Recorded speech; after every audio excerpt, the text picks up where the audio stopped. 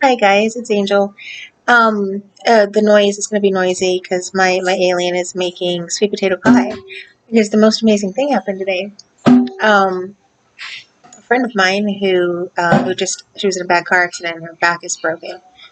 Um, we were chatting and I told her that I'd been counseling a lady who asked me to do her a favor that seemed very strange to me. And she said, "What is it?" And I said, "Well, I mean, she was sad, right? She was so sad, and we did the work, and I found out that she was sad because she believed that her mother was stuck to her somehow, like she just couldn't be released. And I was like, honey, that's not how it works. Like, if you're feeling a connection to her, it's because you're holding her. Why are you holding her? And we thought about it, and we did a thing, and it's almost Halloween, and there's this beautiful blue moon, and this is a once in a lifetime day. This day has been a once in a lifetime day for me already. And so my friend, with a broken back, her friend went out and dug up all her sweet potatoes. And they have tons, I mean, probably literally a metric ton of them. And she says, do you guys eat sweet potatoes? And it happens to be my alien's favorite food. He loves yellow vegetables. And when he was little, he would only eat yellow things. And so he's in the kitchen, he's matching sweet potatoes. And I haven't eaten, I don't hide that from y'all. It's not a thing that happens there. Today, I've had a banana and some water and a cup of lemongrass tea. And so Joe's cooking this sweet potato, and he dishes me up some. And what he's done to it is just put a little bit of sugar and a little bit of a pumpkin pie spice in it, and half a stick of butter, and it was like, and these sweet potatoes are like elephant-sized sweet potatoes. I've never seen anything like this, right? Like you could easily kill someone with a sweet potato. And so he's in here. It takes him 10 minutes to chop this thing up, and it takes a whole stock pot. So one sweet potato, and we've got four of them, which means that we'll have food, for a few days. It's a food security, and it's such a gift, to know that you have something to eat tomorrow. And I go in and I grab my bowl and I just kind of look at it, and I guess I looked sad. I didn't mean to look sad. He says, "There's no brown sugar." And I said, "I know there's no brown sugar." And he says, and there's no butter. It's like, oh no. And I'm like, and I look in the fridge for something to put in this, and there's not even my yogurt that I like. I'm like, I don't know what I'm gonna do with this. And it doesn't taste bad, but folks, I'm telling you that I'm sitting here eating a bowl of baby food. This is basically pureed sweet potato, and there's really nothing else in here. And the reason I'm bringing this to you is because when you live in this situation, I have enough for a second jar. Oh, but there's enough for a whole extra like jar, so he can make a whole nother sweet potato pie. That's after that one potato. Joe, bring me one of those potatoes. Bring me one. I'm gonna have you gotta see this. These potatoes are the size of pumpkins. They're crazy, right? But so I'm talking to Elaine. I apologize. I didn't mean to name drop or to slip or anything. And I'll ask her if she minds before. It's 6 pounds of potatoes. It's like, look at this thing. It's bigger than my head. Have any of y'all ever seen a sweet potato this big that was grown in somebody's yard? Like she grew this in her backyard. This didn't come from a farm. And it's incredible, right? Giant vegetables are actually something people do on purpose. Right? Yeah. There's a contest. Yeah, apparently there's a giant vegetable contest or something. But so I'm talking to her, to my friend, and this friend, she asked me to do something really unusual, and we were in a counseling session. It was a really deep grief session. She was just hurting over the loss of her mom. And it's okay, I talked to her and made sure it was okay that I shared this with you. But she says to me, she says, Angel, my mom needs you to do me a favor. And I said, well, that's an unusual request, but I'll take anything because what? Does Lorna just want potatoes? Does Lorna want? She probably will want a potato, but not right now. She's not here, so I mean, she's not going to come all the way from Huntsville to eat sweet potatoes. So maybe if you save her some free baby food. Yeah, I know, right? It's free baby food. It's literally free baby food. My grandson is 6.5 months old, and I should tell my daughter to come over and get this because if you strain this through a fine strainer, it will literally be like big pureed sweet potatoes. And the thing that I'm trying to bring is that this is about gratitude, right? I pureed the rest of it. You didn't want it to be baby. I know, it's good. Thank you. Thank you. I'm okay. It tastes fine. I'm not complaining about the baby food. I'm just telling people that when you don't know what you're going to eat tomorrow, and it wouldn't be the first time that somebody handed me a jar of baby food and I ate it because there was nothing else to eat in the house. And you're so grateful for the free bounty of food, right? Sweet potatoes, homegrown sweet potatoes. This is so healthy. Like there's more protein and vitamins in here than there has been in anything I've eaten in weeks because high density nutrient foods are very expensive. And so you're stuck trying to be healthy while you can only afford to eat ramen noodles. and so and so we're fat. Like poor people are fat because we can't buy food that's not made of artificial chemicals. And it's like designed this way. I'm sure it is. It's like some weird twisted thing that happened like 1,000 years ago where they thought it would be okay to take all the good food and feed the poor people their scraps. and to tell you, there's so many times I've been so grateful for scraps. And so I'm standing in the kitchen and I'm carving a pumpkin, and that's what this is all about. So my friend, she says, my mom needs you to do me a favor. And I said, what's that? And she said, well, I think what's holding me back right now is that I had promised her, because her mama just died like this summer, that I would still celebrate Halloween this year in spite of all of this chaos. But she's just recently broken her arm. She can't use her right hand and she can't carve a pumpkin. And so she was absolutely grieving over something so simple. So I was like, I will carve a pumpkin for your mom. I offered this. And she said, do you know, I don't know if you're willing to do this, but my mom and I, we did a yearly ritual. And every year we would get together and we would, and no matter how old I got, and we would get together and we would carve pumpkins. And my mother told me that the goal of carving pumpkins was to look at an ugly thing and make it even uglier, like make it as ugly as you possibly can, and then stare at it until you see the beauty in it. And I was like, whoa, like what do I do after it's beautiful? She says, then you destroy it.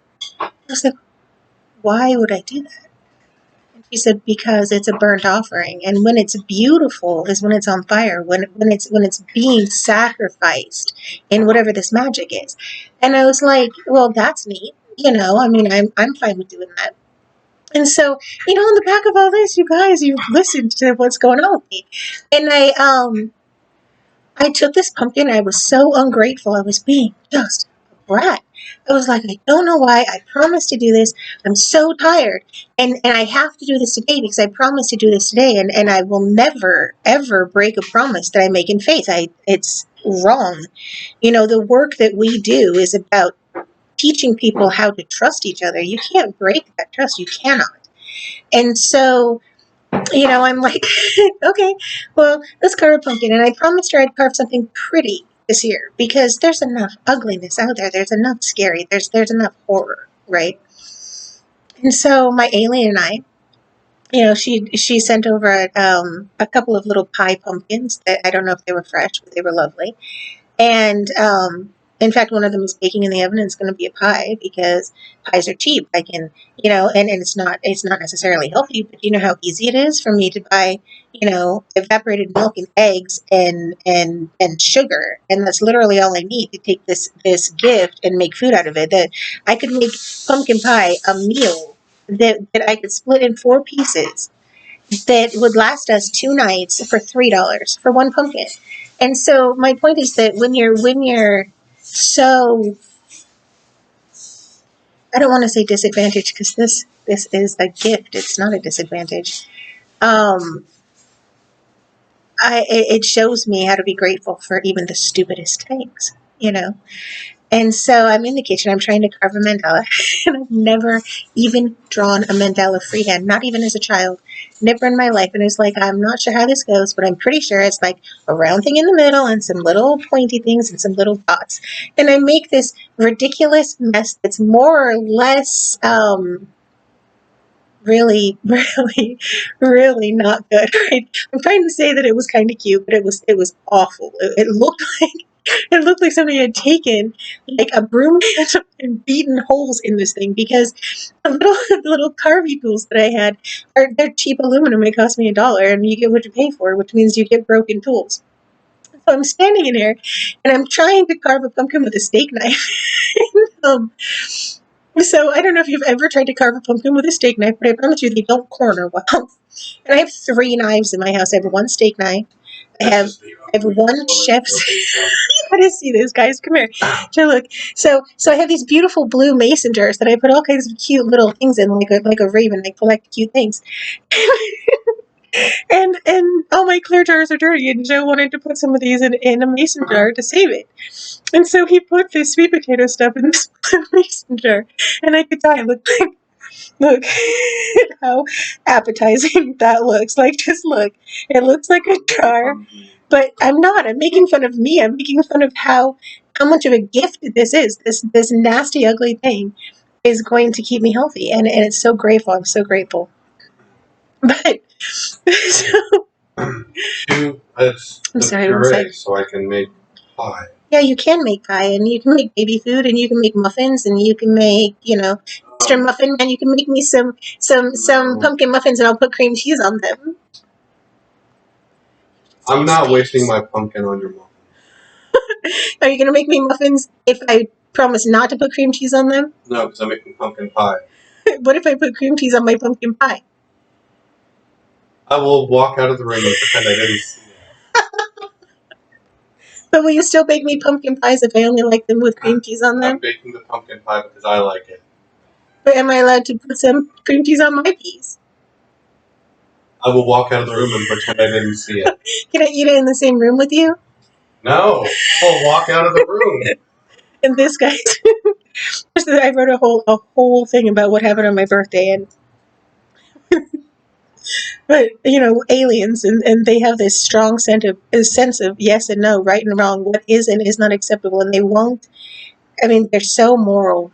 They won't do anything that they think is unacceptable, and so part of my job is to help them understand through games like this that it's a little silly to tell me that I can't put cream cheese on an onion bagel, which is what happened on my birthday. It was a whole meltdown. The only person that sounds appetizing to is you and half of Wisconsin. Okay, can y'all do me a favor, just for the alien's sake, and drop into the comments whether or not you would be willing to eat cream cheese on an onion bagel if this is acceptable, like normal food to you, okay? Because he doesn't believe me. But anyway, so I'm carving this pumpkin. It's the ugliest thing I've ever seen. And I don't have a candle, so I use my wax melts and a piece of wicking I had left because we save it because we use all of our leftover wax so that nothing goes to waste. And so I have this little jar candle is what I end up with. Is about the size of a votive. And so I take this ugly ass thing and outside, and I cut a hole in the bottom because I heard that if you put the hole in the bottom and you set the pumpkin down on the candle, or on the table or on the surface, it doesn't tip over. It doesn't do anything stupid like they can do. But so So I've got this ugly ass pumpkin in front of me, and I just keep looking at it, thinking and saying. I keep saying to Joe or to my alien that this is supposed to get beautiful if I stare at it long enough. And it's just not, right? And so I'm sitting here and I see the neighbors' kids, and they're just wearing street clothes, and it's dusk on Halloween, and they're like 6. And I asked, aren't you guys going trick-or-treating this year? And I said, do you have any Halloween candy? He said, no, ma'am. No. And I said, well, I have a bag that I bought. You know what I did is I spent my special treat money that I would normally use to give myself a treat. And I bought this bag of candy so that I could give it to little kids like you for Halloween. And he was so excited. So excited. It was like magic, right? And so him and his little sister, we give him a couple of candies, toss a ball with them, pay attention to them. And all of a sudden that ugly-ass pumpkin was beautiful. Because what it did is it brought me out into my community. It brought me out to face with people who really just need to be seen. And when you see them, and especially the children, It just does a thing to them. It's like they just light up from the inside out. It was Christmas for these little kids because I asked him, I asked the older one, I said, well, if you could be anything you wanted for Halloween, anything at all, what would you be? And he said, be the guy who makes this virus go away. There's 7 guys, and you forget.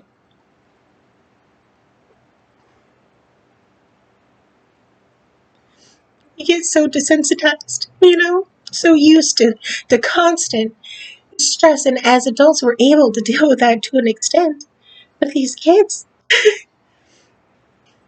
and especially these kids down here who don't have any place safe to play, they're playing in this yard, and we're surrounded. There's piles of fire ants everywhere, and you have to tell the babies. I mean, we're talking 2 and 3 year olds. Be careful, don't step there. And they're babies, and they fall. And then I'm sitting in here, and I hear screaming, and that it's another kid who fell into those fire ant nests, and those things will go straight up them. They climb you and bite you, and so you wash them off with water. You can't get them off. And these are babies outside screaming because, well, because we're poor and we live in public housing. And this is my I don't know, my call out to you all, because I can't send my alien with his beautiful brain to go get a job right now. Can't do it because COVID, it gets in people's brains, and people with autism and people with schizophrenia and all manner of mental illnesses are having psychotic breaks because the COVID virus causes their brain to break. It causes them permanent brain damage. This isn't a joke. This isn't something. This is that you can verify it online. It's called COVID psychosis, and it's a real thing. And so I'm stuck in here. I can't go get a job because I have MS and I can't walk. And I sat outside for 5 minutes on the front porch with a kid and a pumpkin, and it took me 5 minutes to get my butt back up and in here because all of a sudden I'm old. I feel so old. I'm exhausted. I can't move. I'm bitchy. And my son hands me a bowl full of baby food. I just want you. I had to share this with you. So, um, here's here's a shout out to all of you guys who are eating baby food because you're old. Because I feel for you, and I love you. And so, everybody, take care of yourself and have a happy Halloween. Okay, talk for now.